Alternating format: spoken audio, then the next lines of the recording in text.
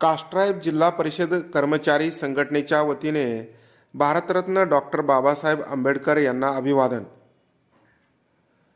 कास्ट्राईब जिल्हा परिषद कर्मचारी संघटनेच्या वतीने संघटनेच्या कार्यालयामध्ये भारतरत्न डॉक्टर बाबासाहेब आंबेडकर यांच्या 69व्या महापरिनिर्वाण दिनानिमित्त जिल्हा परिषदेचे मुख्य कार्यकारी अधिकारी कुलदीप जंगम, जिल्हा अध्यक्ष अरुणभाऊ क्षीरसागर, समाज कल्याण अधिकारी प्रसाद मिरकले, राज्य उपाध्यक्ष गिरीश जाधव यांच्या प्रमुख उपस्थितीत डॉक्टर बाबासाहेब आंबेडकर यांच्या प्रतिमेला पुष्पहार अर्पण करून अभिवादन करण्यात आले.